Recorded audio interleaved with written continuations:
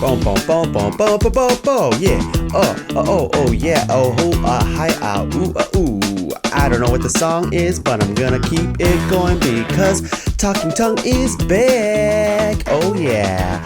Hello, everyone. Welcome back to Talkin Tuong February edition, even though it's now March and I am late on recording this. But you know what? That's okay. That's okay. You know why it's okay? It's because it was just my birthday, everyone. That's right.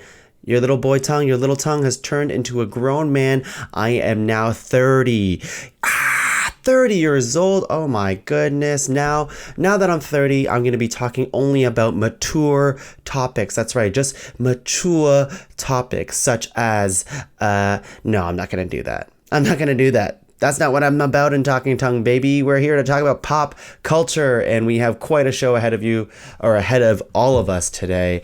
And, for those of you who don't know, Talkin Tuong is the show, formerly the live stream show, although I've been dropping the ball in the live stream part of it, but nobody will be without a Talkin Tuong episode per month. So I've been still putting out these offline episodes, but I swear I'll be back on the live stream airwaves soon. Just again, life is busy. I was just at the Ottawa Improv Festival, doing that kind of performing thing. And also, again, it was my birthday. Okay, I'm going to stop with the whole birthday thing. So without further ado, I'm here to talk about some great things that happened in February. And of course, since it's technically beginning of March, maybe I'll cover a little bit of that too. But we have so much to cover and a couple movies, of course, to cover as well. So without further ado, let's talk about the things that happened in February. Now, I'm going to breeze by some of these things because at this point, there's such old news. At the time, it was like, oh, this is going to be interesting things to talk about. But like I've said a million times on Talkin Tuong, I should just make these episodes way more frequent because by the time I release some of this stuff, it's like, oh, Tuong, that was like over a month ago. Why are we still talking about this? And you're right. So I'm going to breeze past this. The BAFTAs. We don't have to talk about the BAFTAs. That happened. It was a great awards ceremony, I guess. People won stuff, and that's it. The Super Bowl commercials. That seems like eons ago. Why did I write this down? Lilo and Stitch live action Disney film. I guess Disney Plus is doing a Lilo and Stitch live action film a la Lion King, and I don't know how I feel about that. I'm not sure how I feel about that.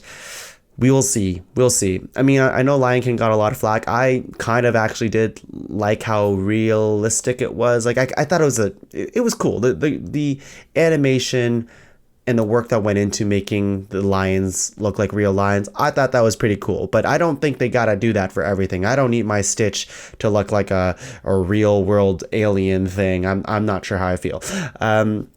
Let's see here. We have Spiral. Oh, right. Chris Rock is making a Saw spin-off movie called Spiral, and I saw the trailer, and it looks neat. So, I mean, I'm kind of a baby. I don't really love Saw. I mean, the first two Saws were good, and then it just kind of went downhill. So, if they can find a way to revive Saw or in the Saw universe to make it be cool, I'm all for it. Sam Raimi in talks for Doctor Strange. I think this, as far as I know, this was early on in the month in February when this was announced. As far as I know, that is still a go. Although I think it's still kind of like not completely confirmed. So again, I didn't do my research before just diving into this episode. I just wrote a bunch of stuff down and we're just going to talk about it. Mandalorian, October 2020. Yay! Everyone loves The Mandalorian. I love The Mandalorian. So I'm excited to see more Baby Yodas and, of course, The Mandalorian. Sequel to Knives Out is official. We've kind of been buzzing around this news for a little while, and I'm glad they're finally confirming it, where Daniel Craig will be back playing his character, the detective character, and there'll be a whole new cast of people in the world of Knives Out, but it won't be called Knives Out. We'll just be following Daniel Craig's character. So that's really exciting. And, of course, Rian Johnson will be doing that. What else do we got? We got Castlevania Season 3, March 2020. Wow, it's already March. This is old news again. Castlevania should be coming out soon. For those of you who don't know, it's based on a video game. It's going to have its third season, and it was a really popular animated or anime, like an Americanized anime, and it was shocking because like a lot of not Japanese anime is pretty unsuccessful, I find anyways. And this one was really good, especially because it's based off a video game, and a lot of video game adaptations to stuff, like people try it all the time and often it fails. So to have Castlevania season 3, that's really cool because the first 2 seasons were really, really great. The Oscars happened. I don't need to talk about that. We've talked about at length in my previous podcasts about, Parasite being the winner, and we talked about this on the top 5 movies of the decade, top 5 movies of the year. We don't have to touch that anymore. The Oscars happened. It was a great show. We don't have to talk about those movies. Although I will say, on a last note on the Oscars, it was great. Lots of great movies came out last year. Go watch them. The French Dispatch. Now this is awesome because I am a huge Wes Anderson fan, I love his movies, and Fantastic Mr. Fox is one of my favorite movies of all time, and this cast looks really good. I don't know too much about the movie myself, but it looks like you have the classics, like Bill Murray's going to be in it, Owen Wilson's going to be in it, but then we have Timothée Chalamet in it as well.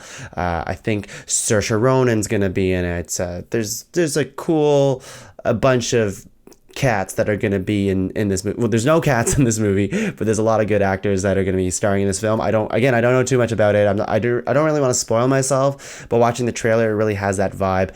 But to me, like, Wes Anderson used to be my favorite director because of how his style is so unique every single time. The color palette and the way he frames the shots, so beautiful. And then I found all of this with Taika Waititi, where now he's my favorite director because he has all of like the stylings of Wes Anderson, but he also has the humor to back it up as well. But that's not to shit on Wes Anderson. I love his film, so I'm hoping for good things.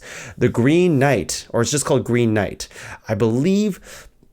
I'll be honest with you. I don't remember what this is. I'm pretty sure it is a horror film, or on the, I'm not going to, I want to say it's an A24 production, but I'm going to not try to bullshit through this one.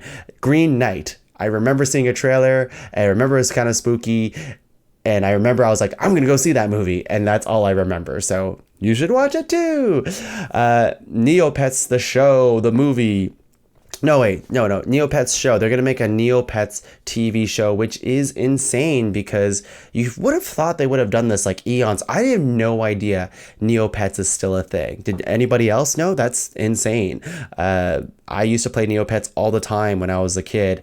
And I remember the exact moment I stopped playing Neopets was, and this is such a stupid reason, but I was a kid, and my main Neopet was a boy. It was a Kiko, which is a really lame Neopet in retrospect. He looked like a potato with hands, and he had a nice little smile. And I was doing like this ancient paintbrush puzzle or whatever it was, some secret key, I was getting treasure maps to unlock the science factory. And once I got I had so many Neo points. I got the secret map. It led me to the science lab, and as the story unfolds, it's like Kiko walked into the science lab, went into the machine, and turned into a girl. And as a 10-year-old boy, I'm like, it's a girl Neopet now. Fuck this. And I stopped playing Neopets forever, which is a terrible reason nowadays. But like, I was really upset when I was a kid. So I was like, no more Neopets.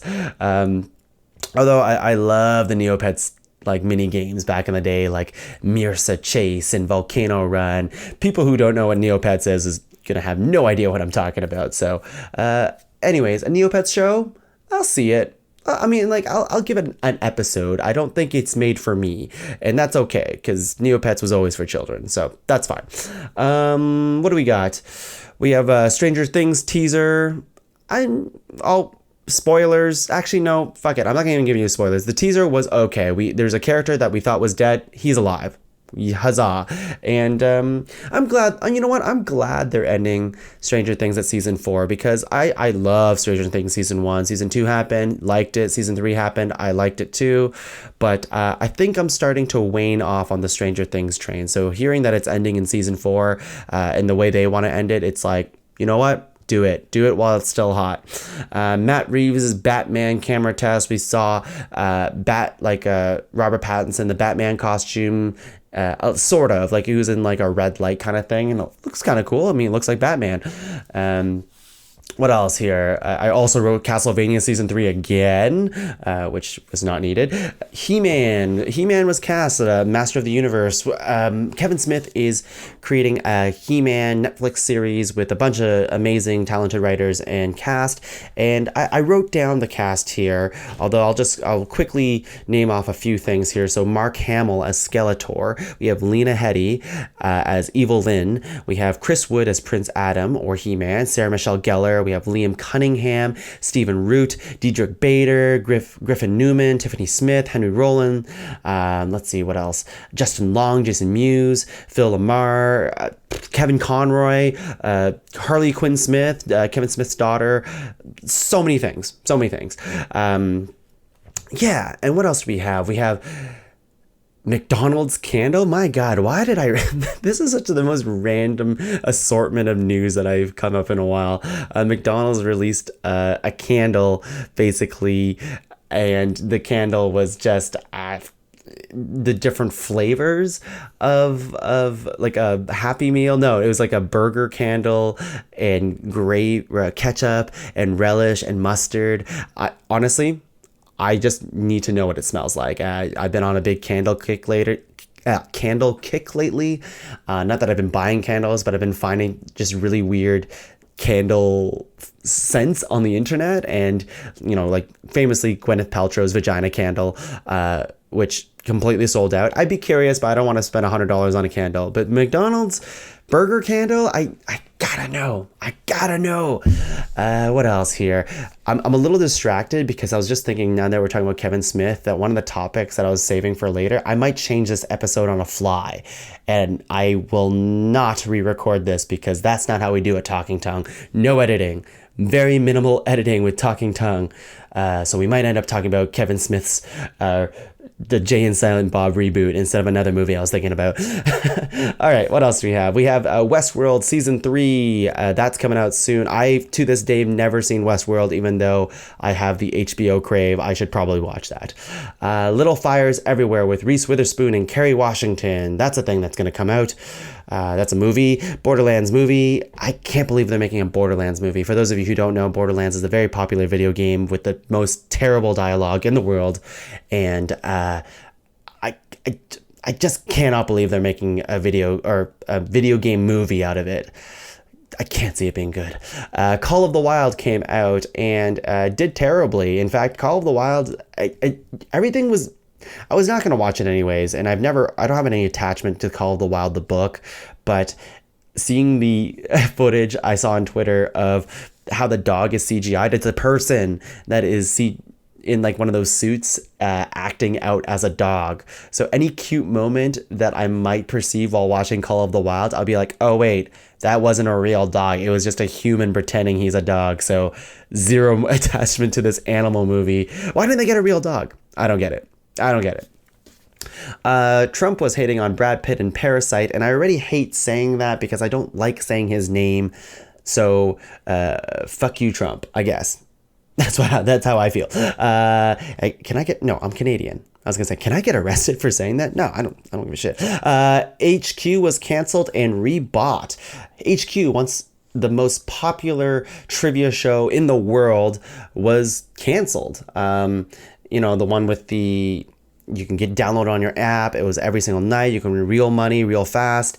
And it was the hot. I remember thinking, it was like, this is the future. All game shows are going to be like this. And then a lot of apps tried to be like HQ and failed. Like they weren't successful at all with it. And then HQ started getting like more sponsorship, more money. They started getting celebrities on it. I was like, this is the wave of the future. And then Scott Rogowski left, and we're like, oh, well, that's kind of weird. He was like kind of the face of HQ, but we kind of knew that HQ was being a little weird about it because they wouldn't let Scott like kind of have a voice. So Scott left. He pursued his dream doing some football commentary. I couldn't be making that up. Baseball? I think it was baseball. Anyways, And then like a year later, then I just knew all my friends, including me, just stopped playing HQ. I was like, it's starting to get boring, whatever. But I thought it was still pretty popular. I thought people were still playing every single night.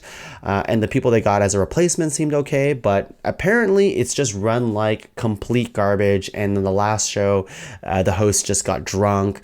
The prize was $5 out of pocket from the hosts. And it was just a mess. But it got rebought. So maybe they will have more? Maybe HQ will return, but maybe it was a fad. So I think there's something to it with the whole app and trivia show thing, but I think at the frequency that HQ was doing it, I think it might have been, they just they just had to evolve, I think. And it sounded like they just kept doing the same thing over and over again, and then it stopped being interesting. What else we got? We got the Batman stunt photo. We just saw a more full suit of Batman riding a motorcycle, where a stunt double was riding a motorcycle, and or he was rather standing next to a motorcycle, and we got to see a little bit more of his costume. It looks good. It looks like Batman. What else was there to say? Star Wars High Republic. I believe this is supposed to take place before the prequels, and this is I'm not sure if this is confirmed, but Disney is working on Star Wars High Republic, and I think it's supposed to be a movie. I don't know how I feel. In fact, the Star Wars news in March that I just heard today was spoilers, I guess, for Rise of Skywalker, but when Kylo Ren and Rey kiss, I just read this as a tweet, so I don't have any more confirmation, but apparently it was not a romantic kiss, and it's like, what? Not a romantic kiss? What? What is that? I don't know. I have no idea. That's just so strange. Okay, so then we have Bob Iger. I'm always butcher his name. But anyways, the former Disney CEO has stepped down, which is pretty big. He's been the CEO for quite a long time. And I'm curious to how, if at all, Disney changes like direction or whatever, or if the Disney machine is just so big that it's kind of like it doesn't matter who takes over Disney now. It's just Disney rules the world, and that's it. Candyman, the trailer, Jordan Peele produced, is actually directed by a woman though, I'm pretty sure. Actually, I'm gonna look that up right now because it's not fair that I'm not saying her name. Candyman, it is directed by, Candyman 2020. This is great. Live Google searching while doing an episode. Nia DaCosta. And I believe she also wrote it as well with Jordan Peele. Yeah. So it looks good. It's based on the Candyman movie, and it looks creepy, and I'm into it. I'm developing a taste for horror movies a little bit, so I'm a little excited for it. Like Invisible Man, that did such a good job at the box office, and it looks creepy. Formerly, I think it was supposed to be part of the Dark Universe with, the Tom Cruise's Mummy and stuff like that, and Javier Bardem's, I think he was supposed to be Frankenstein's monster. I can't remember. Anyways, that got canned, and The Invisible Man is now its just own thing from Blumhouse Productions, and it looks cool. And it's doing so well right now too. We have Mewtwo Strikes Back, which is that Pokemon reimagining movie. It's a remake of the original first Pokemon movie, and it's on Netflix. I haven't watched it yet, but it doesn't look good. Like, I don't know why they had to remake this classic Pokemon movie with shittier 3D animation. I don't really like 3D CG like that much at all. So I think the original looks way better than what they did, but I didn't watch the whole movie. It just doesn't seem necessary whatsoever. And then we have Henry Cavill, Wolverine. That's not confirmed. That's just like people floating around the idea that Henry Cavill could be Wolverine. And it's like, sure, he's certainly jacked. He certainly has the body to be Wolverine. What else did I hear today? Judge Judy is over. What the hell? Like, that's 25 years of television. Judge Judy's over. And I heard the news and I'm like, oh my God, Judge Judy, she's just retiring from television. And then I read, like, right next to it that she is going to do another TV show called Judy Justice. And I'm like, what's the difference? Why do you have to make another judge show? I don't know. Maybe Judy Justice will be completely different and I'm just crazy. All right. And that is the news of February. Wow, that's a lot of stuff. That is That's just a lot of stuff here. Okay, well, let's just get right into it. Our next topic, this is a very last minute decision for me. In fact, we are talking about Birds of Prey. Now, originally I was going to talk about Watchmen because I was like, I don't know what to talk about this month, but I need to talk about something. And by the way, I've been watching Watchmen. I'm not done, so that's why I'm not really qualified to talking about Watchmen. Although I will say I think it's pretty good. And that's all I'll say. I don't have much more opinion on it besides I think it's pretty good. But Birds of Prey, I really want to talk about this. Again, I'm just adding this to the slate of what I'm talking about like 5 minutes ago, so I haven't really prepared too much. So I'll just say whatever's at the top of my head. Birds of Prey. I liked this movie quite a lot. That might come as a surprise. I don't know why it would come as a surprise, but I like comic book movies generally. But I think this movie, I feel like, has gone through some hell, and I don't understand why. I'm saddened more people didn't watch it. I think it's a fantastic movie. I will point blank say that this is the best DC extended universe movie. In fact, I like it better than Joker, which is not a Disney extended universe movie, because it's such a fun comic book movie. It's truly just a I don't know, an explosion of fun. And I had such a surprising time with it because I didn't expect too much out of it. I was kind of like, I don't know if I'll go see it. And I think that's how most people felt, which is why people didn't end up watching it. But I mean, at this point, like, people kept saying how it's a big box office failure. And yes, it didn't do too well at the box office at the beginning, but it's approaching 200 million at the box office. So that's not nothing. I mean, it's March now, 200 million. It definitely made its money. And the big thing is it's not being released in China because of the coronavirus. So that's what I assume, but it's definitely not being released in China. So it actually loses a lot of money by not doing that. And I think it's a shame because I think people should watch this movie. It's called Birds of Prey, the fantabulous emancipation of one Harley Quinn, although I'm just getting confused because now it is not called that. They quickly changed the name to Harley Quinn, Birds of Prey. So I don't know.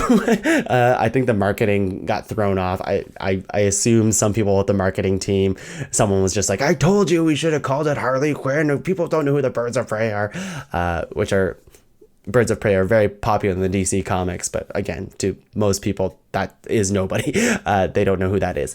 Now, I think the main thing I want to get across with this is that it is, first of all, there's no Joker in this movie, although Joker is talked about, and it is Margot Robbie who helped produce this, and she's fantastic in this movie. She truly embodies Harley Quinn, has made this character her own, and you can tell she has a lot of fun with this movie too.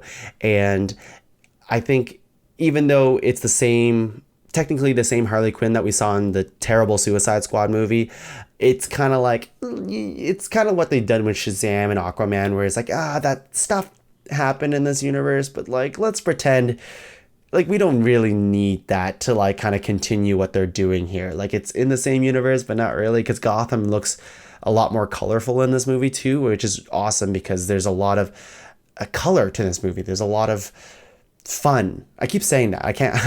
I'm recording this really late. I don't have all the adjectives tonight, but I think part of that fun is the snappy dialogue, the great actresses that are in this movie, and actors, of course. I mean, Ewan McGregor's in this movie, Mary Elizabeth Winstead's in this movie. Who else is in this movie? We got Rosie Perez. How do you say her name? Jernay Smollett Bell. Adam Pally's in this. Oh, no, that's not true. That's not true at all. I'm looking at a different page. Ali Wong's in this, and a whole cast of characters, let's just say. But the Birds of Prey themselves are... Oh, sorry, we have Chris Messina is also in this as Victor Zsasz. And so we have a lot of a fun cast of characters that all have their moment to shine. Although I will say this is primarily a Harley Quinn movie, which is probably why they should have just called it Harley Quinn Birds of Prey in the first place, because it's her movie. It's all about her. And the Birds of Prey are kind of second fiddle. Although, that said, they all have their moment to shine. It is a shorter movie. It's an hour and 50 minutes too, and it just breezes right by. And one of my favorite things that I found out while watching the movie, I was like, oh my God, they're swearing in this movie. And also it's an R-rated movie. So they go crazy on the action. And it's so cool watching the different Birds of Prey and Harley Quinn fight, because they all have their own style and flavor to their action choreography, which made the whole film. And it's just, I just love that when I watch any movies, is that if there's distinct characters, let them fight the way that character would fight. And Harley Quinn, she's very erratic and she fights with a baseball bat. And then you have Huntress, played by Mary Elizabeth Winstead, who fights with her like crossbow. And then we have Black Canary, who just fights with her fists and her legs. I was going to spoil something, but if you know the comics, Black Canary has a ultrasonic voice that can just destroy. So she eventually does that too. And what's cool is that, like, yes, it is led by a female director, Kathy Yan. And I think people, which I think is the wrong impression. I think it's a shitty reason anyways, but a lot of people are just like, I don't want to watch this. It's just gonna be a social justice warrior, blah, blah, blah, blah. And I'm not gonna watch this movie because I don't want to get hammered down with like, feminism and all that kind of stuff. Like really shitty people being like, I just don't want to get it crammed down my throat that females can be superheroes too. And it'd be like really just, explicit, I suppose, or really, you know what I'm trying to say. Words are not good for me right now. Basically saying it's a girl movie, quote unquote, and like, I just think it's gross. And the main thing is that this movie isn't here to basically be some sort of social justice, whatever. It is made. Yes, it's made by females, it's female led, but it's just a kick-ass movie, and that's all you have to know. Like, there's no like heavy messaging with it that's just saying, I think some people are just like, I don't want to get it slammed down my throat that boys are bad, I'm a good boy, and I know girls can be superheroes, so I don't want to watch a girl superhero because I'm just going to be told how bad I am. It's like, no. Like, this is just simply a cast of females who just all kick butt. They're all having fun. It's a very funny movie as well.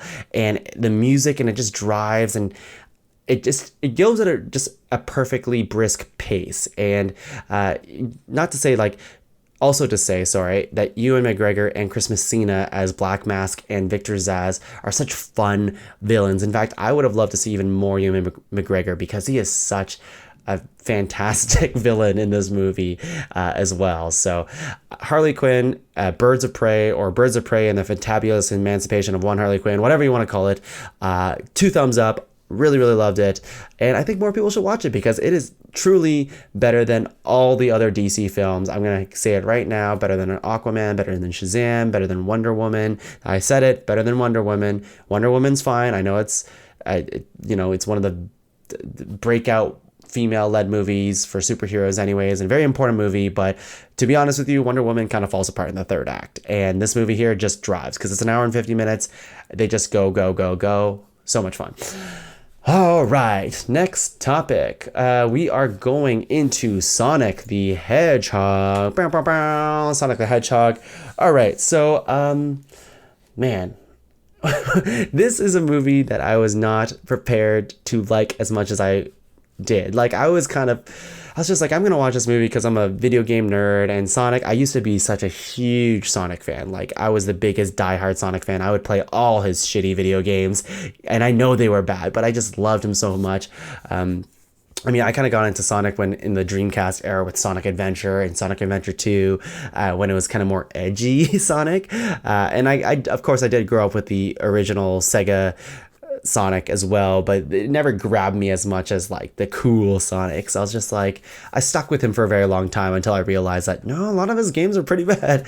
And then the trailer for the new Sonic came out with the original like nightmare design, and then everyone's just like, oh god, put it away, he is just demon spawn. And then they're like, no, we're gonna remake this, and we're going to redesign the character, and we'll release it a couple months later on Valentine's Day. And I'm like, okay, well, we'll see how that goes. And then the new trailer came out. I'm like, oh, this looks pretty good. But how will the movie actually be? And turns out it's a lot of fun. Now with the caveat of saying that, like, I don't know I'm so, again, I've been shipping this forever, but I really want them to release the original Sonic the Hedgehog design on like the Blu-ray, because I think it would be so funny just to see, because I think a lot of the charm of Sonic the Hedgehog, this movie, is that Sonic is very cute.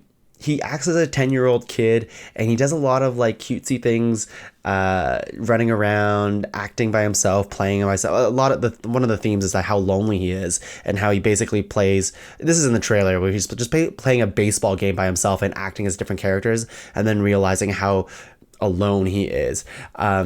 But I think that movie, or that scene, would have played a lot worse with the old design, because the old design is not cute whatsoever. So Twitter actually saved this movie. So bravo, Twitter, you did something good for once. And Ben Schwartz voices Sonic, and he does a great job. Great job. James Marsden, who I was just like, James Marsden, like, he's always kind of playing, and like, he's like, what's that movie, that rabbit movie? God damn it. Peter Rabbit, I think it was. And it's just like, what kind of role is James Marsden going to have in this movie? And surprisingly enough, he's also very funny in this movie too. Like, everybody in this movie have their moment to shine. And I said Adam Pally earlier. Adam Pally's also in this movie too. But the big thing is Jim Carrey in this movie. And I think he plays Dr. Robotnik or Dr. Eggman. He gets referred to as both. And I'm going to jump all over the place, but this movie is huge fan service. If you love Sonic the Hedgehog, the video game, and you have any affinity to like the comics or the TV shows or whatever, there's a little bit of everything in this movie for you. Like they throw in a bunch of references. If you don't know Sonic that well, you won't appreciate those things, but I still think you'll have a really good time. Again, like, I think it is definitely a movie for kids, but I think it's better than, like, say, Detective Pikachu, where that was definitely just a kid's movie, but where Sonic has humor that actually crosses for adults and kids at the same time. So definitely recommend that.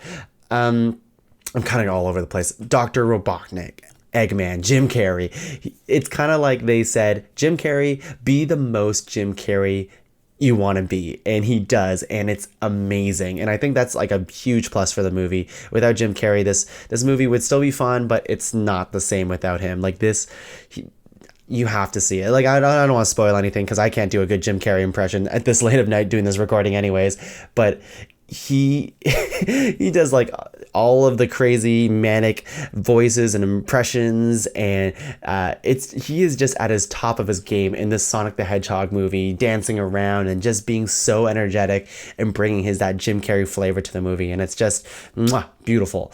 It's really sad that the studio that redesigned the character also went down. Like, it went out of business and it had to shut down, which I find is such a common thing in Hollywood, where like they work these animators to death basically, and then the studio closes. I think the same thing happened to Cats, even though, say what you will about Cats, but like obviously with animation, like, it's a lot of hard work. And I think Life of Pi, which won an Academy Award, pretty sure, for like animation, that studio also went down as well. So it's just so sad when that happens. I'm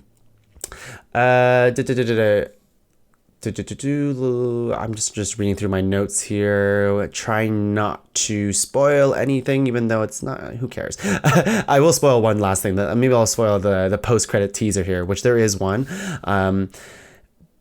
But I think the main thing is that this movie made me love Sonic again. Like, I'm really excited. Like, Sonic Forces was the latest video game. It tanked. It did terrible. But it's the newest game on PlayStation Plus, which you get 2 free games a month. And I'm like, I think I want to play this game now. It's made me want to play Sonic the Hedgehog again. I'm like really stoked about it. And there's no way this movie is not getting a sequel. Like, it's made such a ton of money. It is the #1 video game grossing movie of all time, and it deserves it. Like, it's so much fun, and they find a way to kind of bring everyone together and not alienate anyone. I think like a lot of video game movies, there's ways to just be like, oh, this is so nerdy, like I don't understand anything that's happening, but they do a good job creating their own Sonic the Hedgehog universe. Like, it's definitely not the same as in the comics. Like, this Sonic, he basically comes from one world, and then they justify why he gets sent to the real world, essentially, and they do a really clever job with it.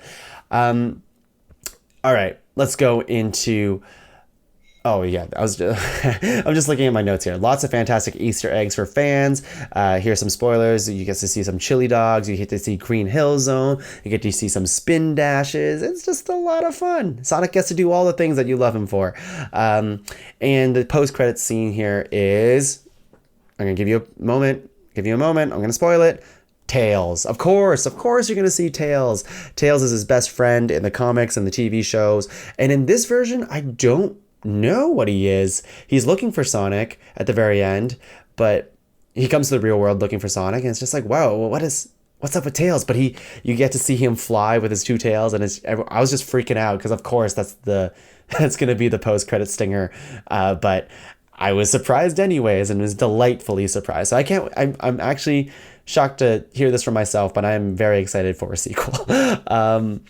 And I was the one thing I did not like. I'll take it down a peg just for a second, so I don't sound like a complete just gush fan.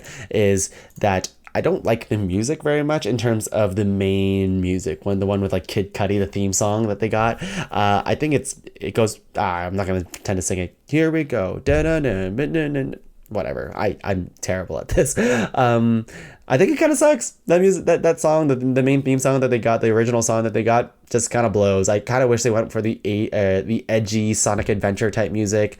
You all know what I'm talking about. For those of you who played those games, like I want that like City Escape song. If you ever, okay, go on Google, look up City Escape from Sonic Adventure 2. You'll know exactly the kind of music that I wanted in Sonic the Hedgehog.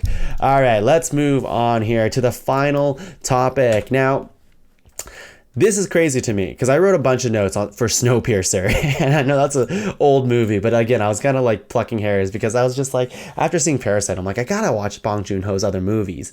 But it is, and I've always wanted to watch Snowpiercer. I think I've seen a little bit back in the past, but I forgot all about it. But it's basically, well, the distilled version is Parasite, but horizontally, talking about class, but on a train, where the tail end is the poor side and the front of the train is the rich side. But I wrote all these notes for it, and then I looked on my right here, and earlier at the beginning of the show, I was like, whoa, I saw Jay Silent Bob Reboot. I should probably talk about that. And I can't remember. I might have talked about how I went to see Kevin Smith live. And anyways, I saw Kevin Smith, and Jason Mewes was supposed to go there too and be there in Ottawa. I drove all the way to Ottawa just to see Kevin Smith live. I was literally a foot or two away from him. It was amazing. He is such a fantastic, he's one of my heroes. Just such a positive force in the comic book community and movie industry, and his films have always been hit or miss. They're definitely an acquired taste, but he himself, as a Hollywood director and celebrity, he is such a good force to have in the world because he's so positive about stuff. That said, I love this movie, Jay and Silent Bob Reboot, and I'll put it out there first. Like, it is a quote-unquote reboot of Jay and Silent Bob Strike Back, one of his other movies, and it's actually kind of like a culmination of all of the Askewniverse, which is his own universe's movies. Like all his movies are connected before the MCU cinematic universe, the Marvel cinematic universe. The Askewniverse was Kevin Smith's, and Jay and Silent Bob Reboot. They kind of bring most of his characters into the fray. So if you don't know any of his movies, or if you've seen them but don't really remember them, then you might not get too much out of this. But let me tell you, it was so much fun. And I think part of it was that, I'm in a room of Kevin Smith fans, and Kevin Smith is watching it with us too. You can feel his presence in the theater, even though he's not. He's kind of like sneaking behind people watching the film with you. He's just went on tour, and he's watched the movie like I over 70 times. I don't exactly know the exact number, but he's seen it basically every single day for the last 3-4 months, and he loves this film. And so watching it with a crowd that also loves Kevin Smith films was amazing, because it's kind of like a Rocky Horror Picture Show type vibe, and everyone's laughing, everyone's crying, everyone's just not heckling, but like yelling and screaming and cheering, and every time you see any cameo whatsoever, you're like, yeah, this is awesome, which is great. So basically all the characters that you can think of in his movies have appeared. Some of them he couldn't get, but for the most part, they're all there. And the shocking thing about this movie, like I'm not going to go through basically the plot of this movie is very similar to the plot of Jay and Silent Bob Strike Back, but obviously it's a rebooted version, so they explain what a reboot is. Let's see. The actual synopsis of this is the comic Blunt Man and Chronic is based on real life stoners Jay and Silent. No, this is not. I just did a disservice to Jay and Silent Bob Reboot. That's it. I have to Google it. I was reading the synopsis of Jay and Bob Strike Back. Jay and Silent Bob Reboot embark on a cross-country mission to stop Hollywood from filming a reboot based on them. That's what it is. Okay, great. And it's shocking because in this movie, Jay, the character, Jason Mewes' character, has a daughter, which is actually Kevin Smith's real daughter, Harley Quinn Smith. And Jay knows, but Harley Quinn Smith doesn't know. And there's a very nice father-daughter dynamic between these characters, and which is fantastic because Jason Mewes is Kevin Smith's real life best friend, and Harley Quinn Smith is obviously his daughter. So it's just like a nice little thing, and they find a way to make these like stoner characters essentially that we've known from like Clerks 1, Clerks 2, Mallrats, Chasing Amy, Dogma, all those movies, and they find a way to humanize them in a way that I was just like, Kevin Smith warned us at the beginning at his panel or his talk before he introduced the movie, and he was like, just be forewarned, like there's a moment in the movie which like punches you in the heart and makes you like roll a tear. And I'm like, fuck you, Kevin, there's no way, this is a Kevin Smith movie, like there's no way it's gonna get that deep. And like as much as I love his films, I'm not like deeply attached to all of his characters, so I'm just like, there's no way. And all of a sudden I started like tearing up, and I'm like, oh my god, Jason Mewes acting a way that is just so heartwarming, and this moment that Kevin Smith has created, like how did he do this? This is incredible. So the movie is extremely funny, and then yes, there's this surprisingly heartfelt moment that I have to recommend if you like his movies, Kevin Smith movies, or you've have a history of watching most of them. Like I cannot recommend this enough. It is definitely for fans and fans only. If this is your first Kevin Smith movie, you'll understand none of it because again, there's so many cameos. Let me just get ready here.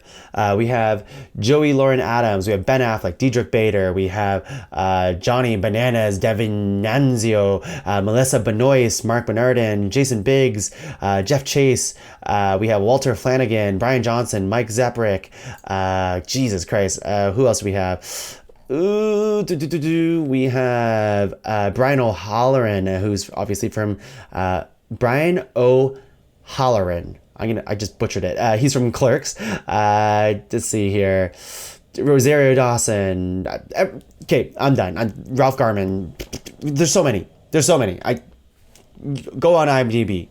You will see it better than me. You'll pronounce it better than me. My eyes are like shrinking because of how late I'm recording right now. So I know, yes, that's a shrinking joke. That is not because I'm Asian. No, it's because I cannot see. I've had very little sleep, but I definitely just wanted to record this episode. Go see Kevin Smith, or go see Jay and Silent Bob Reboot. In fact, go see Kevin Smith. If you ever have a chance to listen to Kevin Smith talk, he is one of the most inspiring but very funny, eloquent speakers. Even though he always talks about like dicks and cum and whatever, he always finds a way to inspire artists. And he always talks about his heart attack and the joy of life and like how you shouldn't take any moment for granted. Like it was an amazing night, and I'm so happy that I went, drove 6 hours just to go see him and watch his film with him, and it was just an amazing time. I was gonna buy. I ended up getting a signed poster from Kevin's. Well, it's from his merch. Like I didn't see him sign it, but it's a signed poster from Jason Mewes and Kevin Smith, and it was between that and a picture of Jay and Silent Bob, or a T-shirt, sorry, of them like kissing naked, and it was called like it's been a while. What is it called? Snoochie Boochie Equality. It was like a LGBTQ but equality T-shirt of Jay and Silent Bob kissing, and I was like, I'm gonna go with the poster. I was super close to getting the T-shirt, but I was like, I don't know how often I'm gonna wear this T-shirt, but I love it. But at the end of the day, I was just like, I don't know how many times I'm gonna wear this T-shirt, and mostly I have way too many black T-shirts, so don't need that. Woo! All right, we are here. We are at the end of the show. We're at the end of the show. Wow. I don't even know what I've been saying. It's so late right now. Okay, let's see. I'm going to record another episode in March. I'm going to try to do this more frequently. I know they say that all the time, but truly, I want to be able to be more on top of my game and record things when they're fresh and relevant. So I'm going to try to do that maybe in the third year of Talking Tongue is happening soon. It's insane. So I should probably keep to that promise soon. So a couple things in March this month that I'm looking forward to is Ori and the Will of the Wisps. That's a video game. I'm super excited. Ori and the Blind Forest was such a great game. We have Doom Eternal coming out. We have Animal Crossing, New Horizon, which is, give it to me now. Yes, I love it. We have the new Mulan movie coming out, and I'm still equally excited for that. I know there's some controversy with the main character or the main actress, but it's Mulan. I'm just going to watch the movie as it is. Sue me, okay? We have Invisible Man. I still want to see that. And we have Onward as well. Speaking of Onward, I'm going to get onward with my life and call it an episode. See you guys next time at the end of the month for another episode of Talking Tongue. Bye.